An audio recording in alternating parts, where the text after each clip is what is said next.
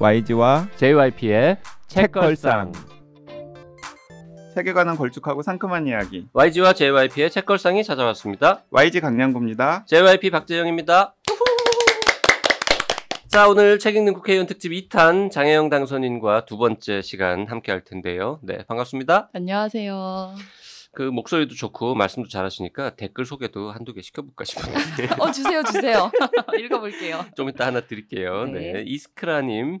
어릴 적부터 저는 한번 책을 잡으면 옆에서 큰일이 벌어져도 모를 만큼 빠져 읽었습니다. 심지어 길을 걸으면서도 읽었을 정도였죠. 수업 시간에 소설을 읽다가 꾸중도 많이 듣고요. 그렇게 읽은 많은 문학 서적들이 제 감수성과 공감 능력을 향상시켰음은 틀림없죠. 하지만 나이 들어가면서 어린 시절에 과도하고 문학에 치우친 독서가 사람을 나른하게 만들고 거친 세상을 견디는 적응력과 현실 감각을 방해하지 않았나 하는 의심을 가지고 있습니다. 네, 저는 근데 동의할 수 없어요. 그러게, 나도. 네. 문학을 많이 읽는 사람이 뭔가 세상의 적응력이 떨어진다? 그럴 네, 리가요. 저는 올라가면 올라가지. 네, 연구 결과도 있는데 문학을 읽는 사람이 공감 능력이나 아니면 세상의 변화에 대해서 훨씬 더 유연하게 대처할 수 있다라는 그런 연구 결과도 있으니까요. 그럼요. 네. 네, 저는 이스크라님 의견에 동의가 안 됩니다. 그 다음 진공상태님 댓글 우리 네. 장혜영 당선인께서 직접 한번 읽어주시겠습니다. 네, 진공상태님 댓글입니다. YG님 생일 축하드려요. 현실에 적응하느라 일 관련된 책을 읽는 정도인 요즘이지만 책걸상은 여전히 챙겨 듣고 있고요. 댓글들 보니까 느슨한 독서 공동체 진짜 실현된 것 같아서 왠지 기분이 좋아요. 어릴 적 저에게 독서는 가끔 현실 회피용일 때도 있었던 것 같아요. 이스크라님 댓글처럼 치우친 독서는 지양해야겠지만 폭넓은 세상을 만나기에 적은 돈 들어가는 독서만한 건 또 없는 것 같고요. 하지만 독서만으로는 노노. 현실의 법칙은 현실 속에서만 배울 수 있다는 걸 지금 알게 됐죠. 균형이 중요한 것 같아요. 아무튼 책걸상은 소중합니다. 팬심 가득 댓글 답니다. 아유, 네. 감사합니다. 네. 네. 다음 댓글 YG가 읽어주시죠. 네, 새바공님께서 댓글 남기셨는데요. 여기는 아직 5월 4일이니까 YG님 생신 축하드려요. 생신. 굳이 생신이라고 할 것까지야. 근데 저한테 생신이라고 하는 사람도 있어요. 네. 저는 어린이 시절 가장 먼저 완독의 기쁨을 느낀 책은 제이네어였습니다. 책 내용은 하나도 기억이 안 나는데 내가 혼자 장편 소설을 끝까지 읽었다라는 느낌이 아직까지 생생합니다. 그 이후로 일부러 긴 책들을 찾았던 것 같은데 여성 작가님 작품 위주로 펄벅의 대지는 두꺼운 책 읽는 거 자랑하고 싶어서 읽었던 기억도 나고 아버지가 추천해 주신 18사략을 읽고 사자성어 아는 척하고 다니기도 했어요.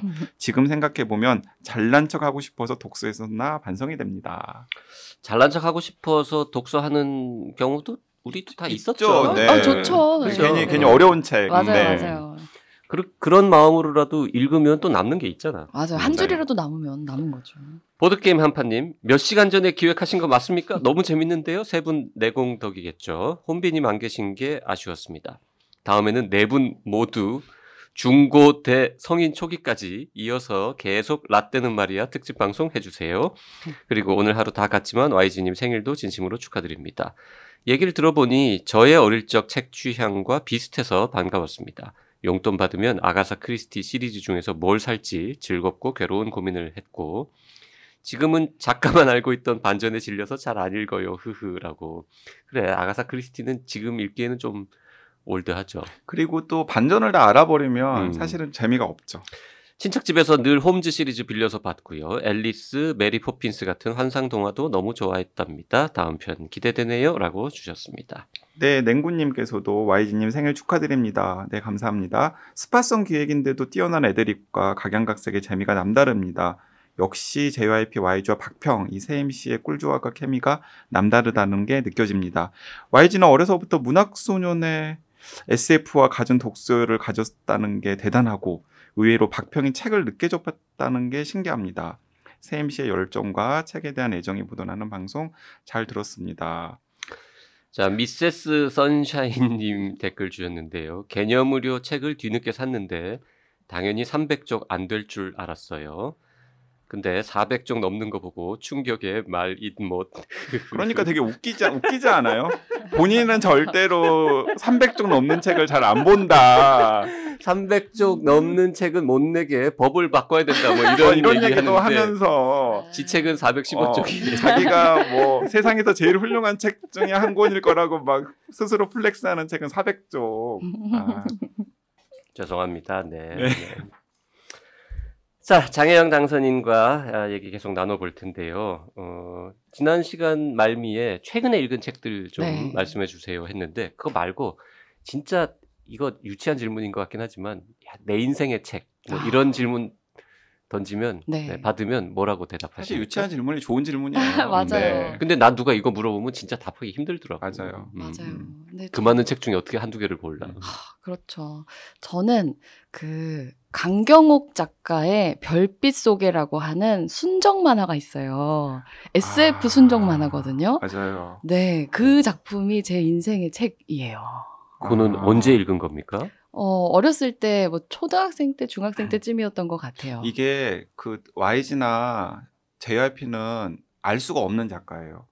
왜냐하면은 그 세대는 강경옥 작가 작품을 안 읽었던 것 같아요. 아, 정말요? 네. 그렇구나. 강경옥 작가의 별빛 속의 시리즈는 2005년부터 나온 책인 것 같은데. 아니에요. 아니에요. 그거는 아마 다시 만들어진 판일 거고. 네. 아, 더 옛날 책이에요? 네, 90년대 그런 왜 순정 만화 잡지들 서점에서 쌓아놓고 팔고 막 이러던 시기 있잖아요. 뭐 네네. 그런 댕기 이런 종류의 잡지들 나올 때 거기에 그런 시기에 이제 되게 폭발적으로 한국 오. 순정 만화가 성장하던 시기에 이제 나와 있는 그런 레드문, 황미나 작가 이런 네. 분들하고 사실은 이제 비슷한 시대였을 거라고 생각하는데, 네, 그러니까 어렸을 때에 그런 만화책 같은 거, 판타지 소설 같은 거, 무협지 이런 거 진짜 좋아했거든요. 아, 아니구나. 제가 잘못 말씀드렸네요. 별빛 속에는 1987년부터 나왔대요. 87년, 제가 87년 생인데. 네, 그래서 네. 1990년에 완결이 났고 네. 이 작품을 통해서 강경옥 작가가 대인기 만화가로 자리를 잡았대요.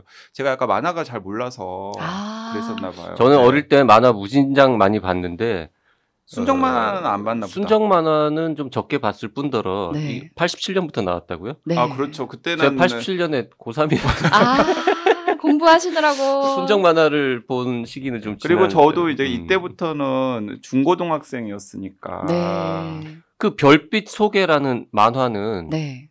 뭐가 그렇게 좋아서 어릴 때 그게 이제 약간 스포일러까지는 하면 안 되니까 앞부분만 좀 설정을 말씀을 드리면 주인공이 되게 아버지가 그런 이제 천체물리학 이런 거를 하는 종류의 사람이에요. 그 집에 이제 외동딸이고 어머니는 일찍 돌아가셨다 이런 설정인데 이 사람은 되게 그냥 우주를 좋아해요. 별을 바라보는 걸 좋아하고 그런 이제 낭만적인 어딘가의 우주에는 외계인이 있을 거야라고 생각하는 소녀인데 이제 어느 날 대한민국에 그 UFO가 불시착을 하는 거죠. 그리고 그 UFO는 이제 다른 행성에서 온 외계인들인데 이제 그들이 자기들의 어떤 숨겨진 공주가 지구에 있다는 거를 알고 찾아왔는데 이제 알고 보니까 이 친구가 그 공주였던 거죠. 그러면서 갑자기 훅 SF로 들어가서 이제 여러 가지 그런 대하 드라마 같은 것들이 그런 외계 왕국의 뭔가 권력 혈투 이런 것들인데 이게 지금 설정만 들으면 그 JYP가 극혐하는 계열이거든요. 근데 판타지에다가 네, 무슨 맞아요. 아니 그런데 도대체 어떤 게 지금 생각하더라도 그러니까 나한테 가장 영향을 많이 준 8권이나 되네요. 네. 책이란 어떤 포인트가 딱 그럴까요? 아마 근데 여기 책걸상 애청자분들 중에는 지금 YG랑 JYP 욕하는 사람들 많을 거예요. 강경옥 작가도 모른단 말이야? 강경옥 작가의 작품을 지금 아니, 몰라 막 이러면서 지금 막 분노하시는 분도 있을 것 같다 분명히. 원래 뭐 장르는 자기들이 보는 걸 보는 거니까. 그러니까 그 주인공이 성장하는 그 모습이 제일 좋았던 것 같아요. 처음에는 이제 나는 그러니까 자기가 알고 있었던 자기 정체성이 있잖아요. 나는 대한민국의 평범한 여고생이고 뭐 아버지를 사랑하고 친구들을 사랑하고 그러는데 갑자기 자기가 원해서가 아니라 상황 속에서 완전히 다른 존재가 되어야 그러니까 하는. 평범한 여고생이 네. 특별한 정체성을 부여받고 그 특별한 정체성을 뭔가 세상에 증명하기 위해서 활약하는 아니에요. 그런 모습? 활극이 아니라 되게 고뇌하는 거죠. 고뇌하는. 나는 변하고 싶지 않은 거예요. 음. 갑자기 사람들이 자기를 다르게 대하는 것들에 대해서 너무 낯설고 나는 그런 존재가 아니야 라고 끊임없이 자기 운명 같은 걸 부정하지만 이제 여러 가지 인물들과의 관계와 사건들을 겪으면서 이제 자연스럽게 다른 존재가 되어 가거든요. 그리고 되어 간다는 걸 스스로도 인식하고 그래서 마지막에는 굉장히 훌륭한 리더의 모습을 가지고 굉장히 중요하고 감동적인 결정들을 뭔가 운명을 이제 가지고 하게 되거든요. 근데 들어보니까 그 강경옥 작가의 별빛 속의 주인공 같은 여정을 장혜영 당선인이 지금 걷고 있네요. 어떻게 보면 아, 뭐 그렇게 만들어가는 겁니까? 네. 그렇게 지금 만들어가는 좀 듯한. 플로우가. 근데 정말 좋았던 것 같아요. 왜냐하면 주로 이제 순정 만화 주인공들은 히어로에 의해서 운명이 결정되거나 맞아요. 구원받잖아요. 근데 그 서사에서는 이 여자 주인공이 자기 운명을 개척하거든요. 다른 모든 사람들의 기대나 어떤 중상모략을 뛰어넘어서 그런 모습에서 되게 뭔가 좋다는 생각을 많이 했던 것 같아요. 제가 SF도 싫어하고 순정 만화도 많이 안 보고 네, 그러실 수 있죠. 요 만화가 나올 무렵만 해도 이제 저 좀 제일 바쁘던 네? 그 10대 후반 막 20대 초반이라서 강경옥 작가를 몰랐습니다. 네, 그리고 사과드리겠습니다. 네, YG의 취약한 고리가 많아라는 건 여러 차례 제가 방송에서 YG 말씀을 취약한 드렸기 때문에 고리는 뭐 여러 개 있죠. 스포츠 이런 것도 네, 매우 스포츠, 취약하고 만화 이런 거 취약하기 때문에 근데 그 강경옥 작가 별빛 속의 이 내용도 좀 흥미롭지만 네. 내 인생의 책이 뭐냐라고 네. 물어봤는데 네. 그리고 심지어 막 국회의원 당선인 이런 신분으로 있는 사람이 만화책이요. 순정 만화를 얘기한다는 것 자체가 신선하네요. 되게 그거- 이럴 때 허세 부리면서 막 되게 막 거룩한 책 얘기하기 쉬운데 이거 기자들이 이 방송 들으면 기사 한 30개 나온다. 너무 솔직하다. 아. 멋지다. 정말. 기사 한 30개 나올 만한 거리인데 그러게. 보도자료 낼까? 주세요. 저 만화 아닌 네. 글자만 있는 책 중에는 내 인생의 책이라고 할 만한 거 뭐가 있을까요? 네. 만화에도 글자는 있어요. 그러니까 글자만 있는 책. 응. 아, 네, 그렇죠. 제가 비문학 작가들 중에서 제일 또 좋아하는 분, 그러니까 제가 마음속에 언니로 모시는 분들이 몇 분 계신데 이제 그 중에 한 분이 이제 한나 아렌트 선생님이에요. 한나 아렌트. 네, 여러 가지 언니보다는 뭐 이모나 할머니? 이모 할머니쯤 될 것 같은데. 그렇긴 하죠, 맞아요. 할머니라고 부르는 게 더 적절할 수도 있겠네요. 할머니죠, 할머니. 네, 아무튼 한나 아렌트 할머니를 네. 진짜 제가 되게 근데 좋아해요. 아렌트가 책이 여러 권 있는데 어떤 책이 가장 인상적이었어요? 책도 다 좋지만 저는 그 중에서 그 아렌트 인터뷰를 가지고 엮어낸 한나 아렌트의 말이라고 하는 네. 책이 있어요. 그러니까 마음산책 출판사에서 계속해서 말 시리즈를 내고 네, 있는데 네, 네. 그중에 이제 한나 아렌트의 말. 그게 아마 이 정치적인 것에 대한 마지막 인터뷰. 맞아요, 맞아요. 2016년에 네네. 나왔습니다. 네. 그렇죠. 그러니까 아렌트 책은 워낙 방대하고 스케일도 크고 읽기 어렵기도 하니까 네. 게다가 책이라고 하는 거는 마지막까지 탈고를 할 수 있잖아요. 그래서 보통 그 사람의 말과 글이 상당히 뭐랄까 차이가 존재하기도 하니까 어떤 종류의 말을 가지고 있는 사람인지 궁금해서 이제 그 책을 들여다보기 시작했는데 그 여기에 이 1973년 인터뷰가 실려 있는데 그 인터뷰가 세상을 뜨기 이틀 전에 했던 마지막 인터뷰. 맞아요. 그러니까 이게 중심으로 다른 대화들이랑 같이 구성되어 있잖아요. 책이. 네, 네, 네. 한나 아렌트 지금 찾아보니까 할머니 뻘보다도 더 위네요. 네. 뭐 그래도 할머니 증조 할머니 뻘 정도 네, 되는. 아렌트 증조 할머니를 제가 진짜 좋아하는데 한나 아렌트. 그 네. 한나 아렌트의 말에서 특히 인상 깊었던 대목이 어떤 거예요? 그게 되게 지금의 저를 만드는 데 있어서 가장 중요한 어떤 화두였었는데 그런 말이 있어요. 공적 영역으로의 모험이라고 하는 표현이 있거든요.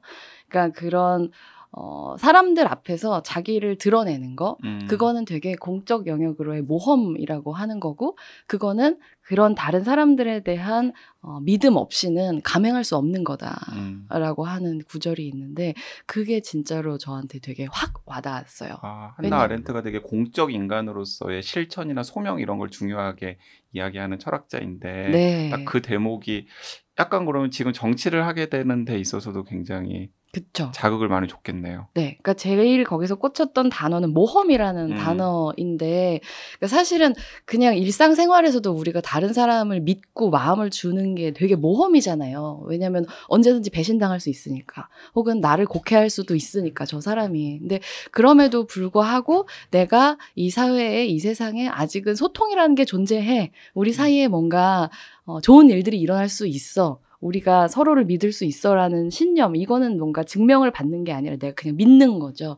그런 믿음을 가지고 공적 영역으로 나아가서 내 생각을 말하고 사람들에게 호소하고 이제 이런 행위들의 소중함에 대해서 말씀을 하시는 거를 보면서 되게 멋지다는 생각을 했던 것 같아요. 그 아렌트에 대해서 이제 아렌트가 좀 어렵거든요. 어렵죠. 네, 아렌트 책도 사실은 뭐 약간 원래 어렵기도 하고 번역도 사실 들쭉날쭉이어가지고 좀 어려운데 그 2019년에 그러니까 작년에 나온 책 중에 한나 아렌트 3번의 탈출이라고 하는 그래픽 노블이 있어요. 그래픽 노블이 네, 있어요? 한나 아렌트의 삶이랑 사상을 이 켄 크림슈타인이라고 하는 그래픽 노블 작가가 네. 굉장히 잘 그려낸 책이에요. 그 책도 약간 감동적이고 또 재밌어요. 그래서 한나 아렌트 3번의 탈출, 이게 원서는 2018년에 나왔고 작년에 바로 번역이 되었는데 네. 괜찮아요. 그래서 한나 아렌트, 그러니까 장혜영 당선인의 말 듣고서 한나 아렌트에 대해서 나 좀 알아볼까 하면 한나 아렌트의 말, 그리고 한나 아렌트 말을 읽기 전에 한나 아렌트 3번의 탈출이라는 책을 읽으면 되게 자, 맞아요. 3번의 탈출이지만 책은 한 권입니다. 네. 경제적이네요. 영화도 있어요. 영화도 되게 재미있어요. 근데 그 영화에 부작용이 있다면 아렌트가 담배를 너무 맛있게 펴가지고 그 아렌트 역을 맡은 배우가 막 담배 피우고 싶어지고 막 위스키 마시고 싶어지고 막 그래요. 자, 지금 내 인생의 책 골라주십사 미리 말씀을 드렸는데 네. 어정쩡한 거 2개 하지 않고 진짜 거룩하고 막 멋진 한나 아렌트하고 SF 순정 만화하고 이렇게 양쪽 끝에 있는 2개를 네. 전략적으로 골라오신 게 아니에요. 아니, 거의 이거 나 이런 사람이야. 이런 거 같은데? 내가 이렇게 폭넓은 사람이야. 내가 강경옥부터 한나 아렌트까지 다 보는 사람이다. 네, 그렇습니다. 플렉스. 감사합니다. 이게 의도된 선택인 것 같습니다. 자, 그러면 근데 네. 정말 궁금한 게 네. 우리 YG도 그렇고 JYP도 그렇고 문학 작품을 많이 읽지 않는 사람은 네. 뭔가 불행한 사람이다. 혹은 그렇죠. 인생을 잘못 사는 거다. 이런 생각을 갖고 있거든요. 근데 지금까지 소설은 한 권도 얘기 안 한 거죠? 맞아요. 소설은 안 봅니까? 소설은 보는데 그 외에 사람들이 시기에 따라 가지고 어떤 책들을 많이 보는 그 때가 있잖아요. 그러니까 저는 청소년일 때, 10대 때 주로 그런 소설 같은 것들을 많이 봤고 10대 때는 어떤 소설들을 봤어요? 10대 때는 왠지 재미없는 소설을 봤을 것 같아. 재미없는 것도 보고 그건 네. 아까 댓글에서도 나왔지만 약간 허영심으로 나 이런 책도 읽어. 이런 걸로 이런 책을 내가 약간 도장 깨게 하는 기분으로 헤르만 헤세 뭐 이런 이런 거. 헤세는 뭔가 안 좋아했어요. 왜냐면 다들 좋아하니까. 또 그때부터 힙스터 기질이 있어가지고 다 좋아하는 건 안 좋아. 토마스만 뭐 이런 게 있는 거 네, 아니야? 맞아요. 그런 것들을 이제 읽기도 했는데 제일 좋아하는 거는 장르 문학들이었어요. 네, 에드가 앨런 포 막 이런 거. 네, 공포 소설 좋아했어요. 장르 러브크래프트. 문학 하면 또 러브크래프트. 네. YG가 또 꽉 잡고 있는데. 그러니까요. 네. 책걸상 방송을 이동 중에 짬짬이 들으시면서 네. 거기 목록도 쭉 있거든요. 아, 진짜요? 장르 소설에 해당하는 걸 이렇게 요즘에 플랜 재밌는 이런 거. 요즘에 재밌는. 응? 네. 저 지난주엔가 댓글에 나왔던 심플 플랜 뭐 이런 거 우리 모두가 우리 청취자분들 네. 다 애정하는 최고로 재밌는 장르 소설 중에 하나. 약간 권하는 게 조금 그렇긴 하다. 의정 활동에 방해가 될까? 그런가? 너무 빠져가지고.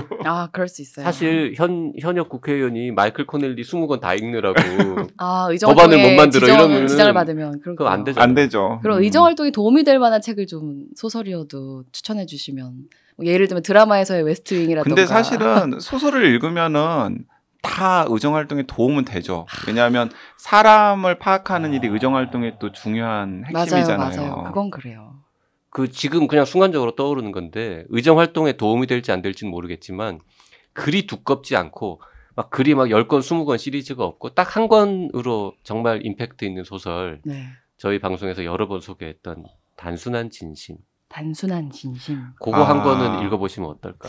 약간 단순한 진심은 어른이 되면이랑 약간 쌍처럼. 그래 지금 그래서 떠오르는 것 같아요. 네, 단순한 진심이라는 게 조혜진 작가라고 네. 하는 한국 작가가 작년에 펴낸 소설인데 네. 뭐 입양 뭐 이런 얘기도 나오고 꼭 읽어봐야겠네요. 해외 그쵸. 네, 뭐 하여튼 우리나라 한국 현대사도 나오고 이렇게 좀 그런 건데 그리고 또 소설 자체가 다큐멘터리 제작 과정이잖아요. 그러니까요. 어머, 너무 재밌겠는데요. 그 감사합니다. 보면 하여튼 눈물 납니다. 네, 단순한 진심 조희진 작가님. 단순한 진심. 단순한 진심 좋네요. 네, 제목부터. 장르문학은 아니에요.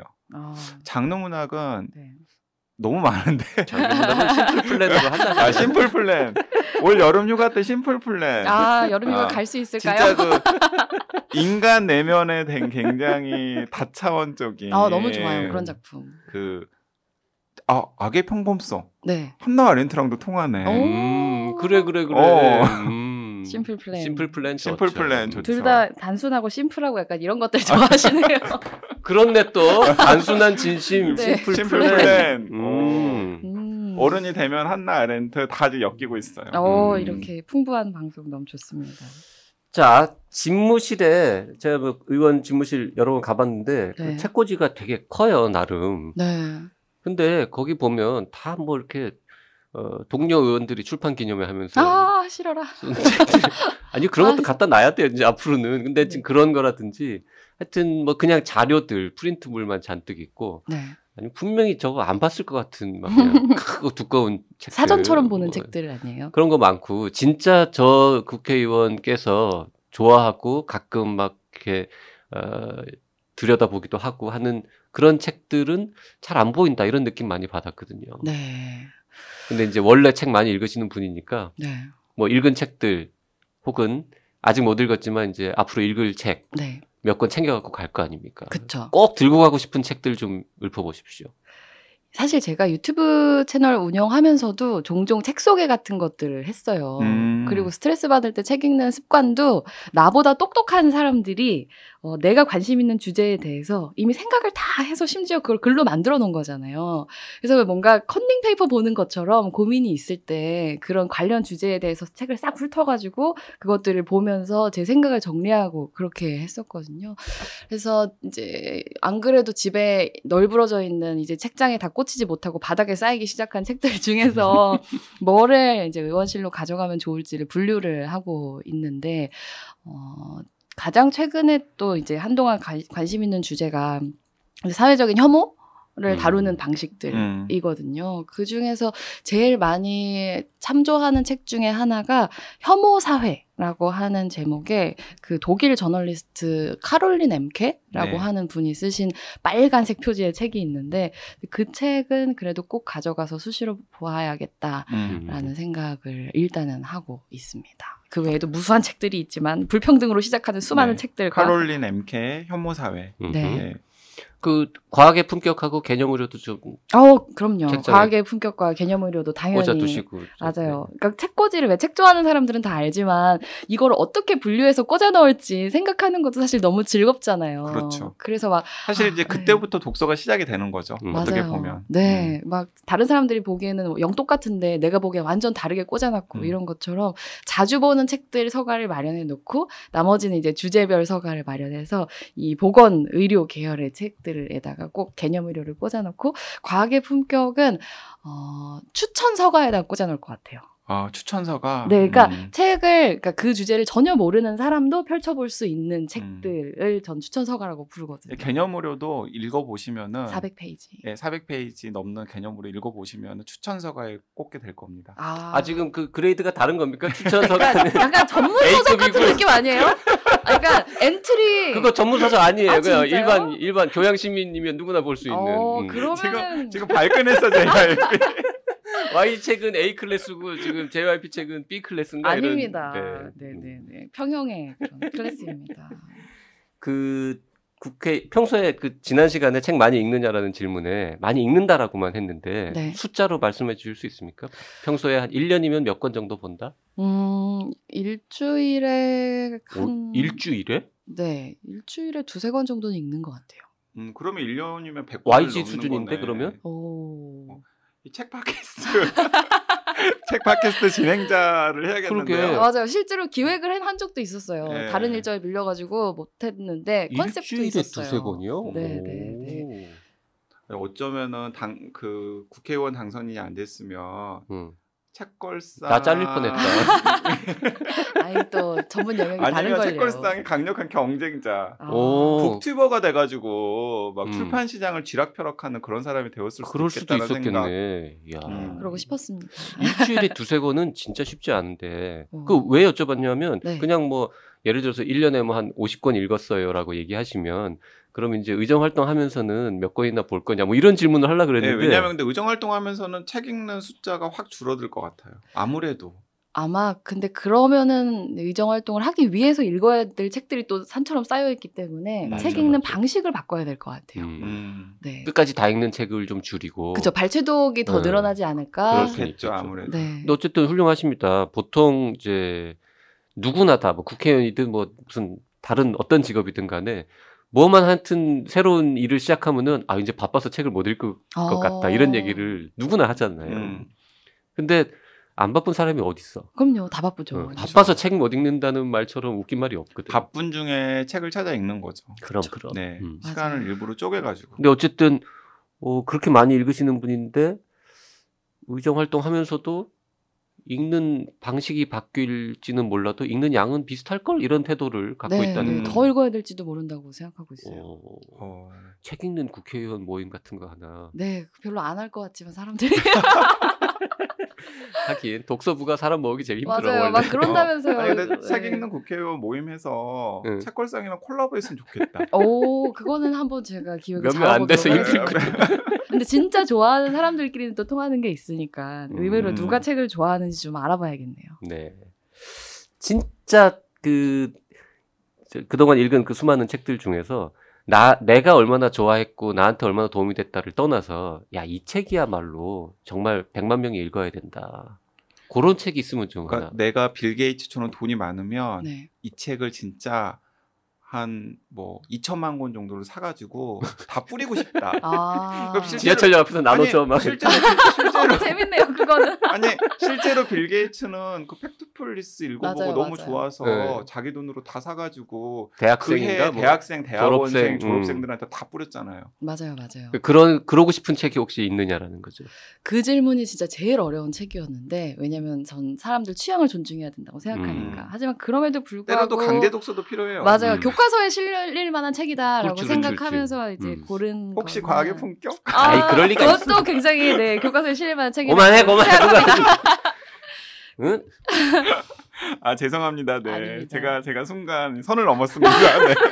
아닙니다. 무슨 책일까요? 그 책은? 그 사랑하는 안드레아라고 하는 제목의 서간집이라고 하면 좋을까요? 맞아요. 엄마랑 아들이 편지를 주고받은 책이고 그 대만에 룽잉타이라고 하는 분이 계세요. 이제 그분과 그분의 아들인 안드레아가 둘이서 이제 주고받은 편지를 엮어가지고 만든. 아, 그거 되게 책이에요. 막 대만에서 막 눈물샘 자극하는 책으로 아, 굉장히 맞아요. 유명한 약간 대만의 책이었잖아요. 박완서 이런 느낌이 좀 네. 있는 분인데 이 책 이제 이 아들이 그러니까 어머니가 말하자면 국제 결혼을 하신 거예요. 독일인 남편이었던 것 같아요. 네. 그래서 이제 이 어머니는 그런 대만이 엄청 힘들게 경제 성장을 한 시기에 함께 성장을 했었던 청소년기 보내고 엄청 정말 가난했었던 시기를 다 기억하고 있는 사람인데 이제 이 아들은 굉장히 부유한 나라에 부유한 중산층 집에서 태어나가지고 이제 자라고 있는 거죠. 그래서 어렸을 때는 이 모자가 굉장히 가깝고 감정적으로도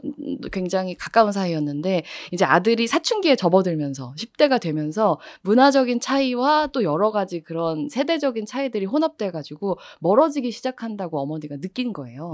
그래가지고 어머니는 글 쓰는 사람이니까 아들한테 제안을 한 거죠. 너 나랑 공개 편지를 잡지에 연재하자.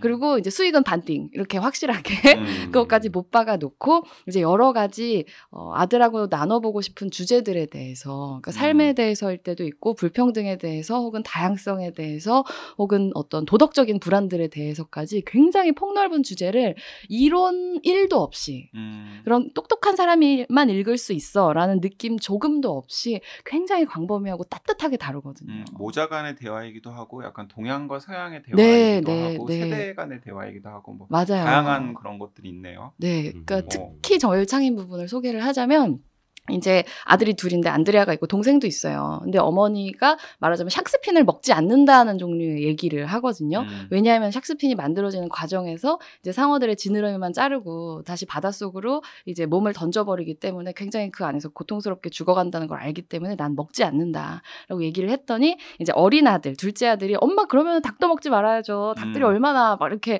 이제 괴롭게 그런 도살당하고 이러는데라고 얘기를 하니까 엄마가 얘기를 해주는 게 도덕은 개인이 실천할 수 있는 만큼 할 수 있는 거야. 누구도 그런 방식으로 타인의 도덕적 실천에 대해서 말할 수 있는 자격은 없어. 라면서 얘기해주는 부분이 있었는데 그게 굉장히 중요한 대목이었다고 생각해요. 특히 요즘에 그러니까 PC함에 대해서 강조하는 분위기가 아주 높은데 그런 얘기들 많이 듣잖아요. 그러니까 정치적으로 올바른. 네. 굉장히 중요하지만 그것을 그러나 너는 A는 실천하면서 왜 B는 안 해? 라고 하는 물음이 굉장히 가끔 공격적으로 단죄처럼 들릴 때가 그렇죠. 있거든요. 네. 근데 그런 부분에 있어서 어떻게 어디다 기준을 두고 얘기하면 좋을까에 대해서 나는 성자는 아니야. 나는 극기한 사람도 아니야.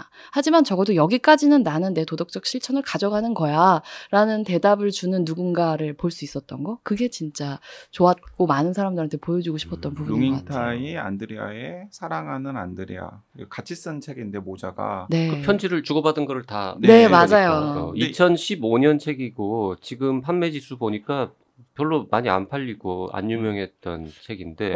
그러니까 저도 대만에서 화제작이라는 건 알고 있었는데 네. 약간 좀 체류성 책이라고 저는 착각을 했던 것 같아요. 그래서 맞아요.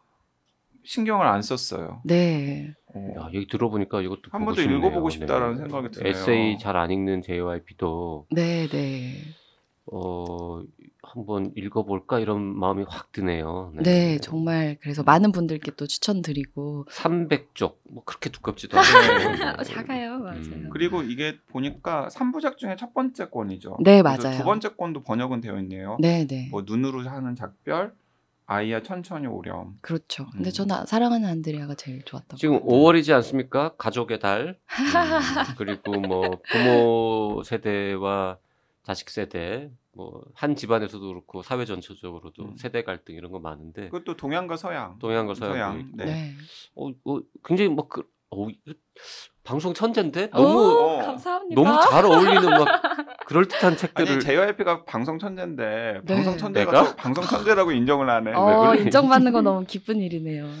이거 진짜 뭐 다 아시다시피 저희는 대본이 없고 네. 완전 애드립인데. 저도 그렇습니다. 네, 너무 근사하게 지금 딱딱딱 맞춰가지고 좋은 책들을 골라주셨습니다. 루밍타이와 안드레아의 사랑하는 안드레아. 저도 이 책은 네. 조만간 읽을 책으로 와. 목록에 넣어놔야 되겠어요. 감사합니다. 18살 아들이니까 조금 몇 년 후에 읽어도 될 것 같아요. 그 집은 아직 9살이잖아요. 그렇죠. 맞아요. 자, 저희가 지금 2회에 걸쳐서 장혜영 당선인이 만든 다큐멘터리 얘기부터 시작해서 어릴 때부터 쭉 읽었던 수많은 책들에 관한 얘기를 길게 나눠봤는데요. 네, 그 애청자분들께서 장혜영 당선인에 대해서 잘 모르셨던 분들도 두 번의 에피소드만 들으면서 야, 저 정치인 이름 꼭 기억하고 싶다. 앞으로 점점 더 유명해질 것 같습니다. 네, 하고 생각이 될 것 같고, 야, 굉장히 매력 있고 굉장히 기대되는 정치인이다라는 생각을 하셨을 것 같은데, 자, 본인은 정작 어떤 정치인으로 기억이 되고 싶으세요?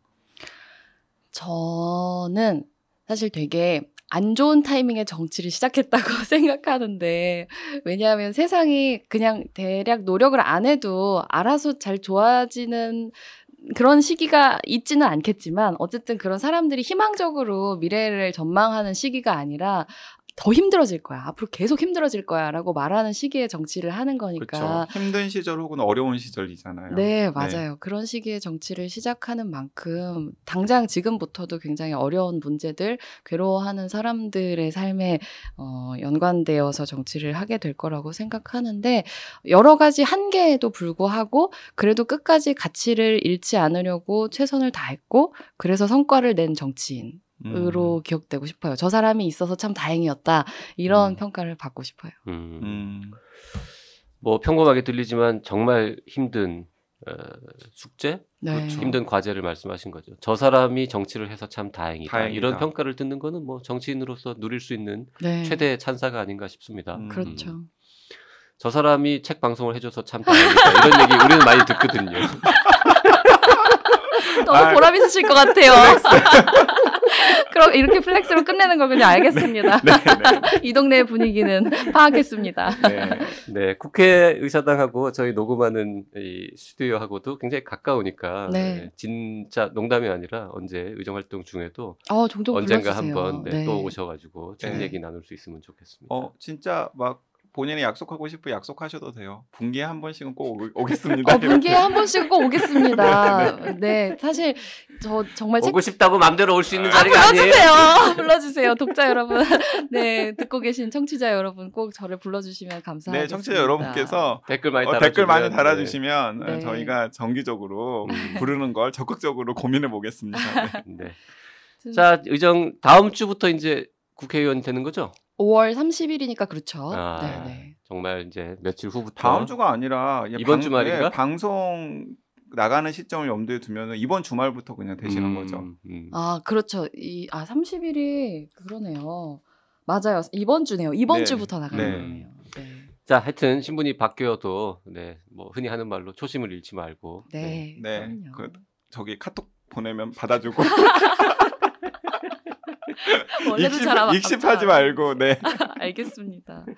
저는 진짜 책 좋아하는 사람 의외로 만나기가 쉽지 않아가지고 이렇게 즐겁게 수다 떠는 거 너무 오랜만인데 불러주셔서 진짜 감사하다는 말씀 다시 꼭 드리고 싶어요. 네, 책 읽는 국회의원 특집 2탄 장혜영 당선인과 함께한 방송 여기서 마치겠습니다. 네, 장혜영 당선인 응원하면서 끝내겠습니다. 감사합니다. 감사합니다.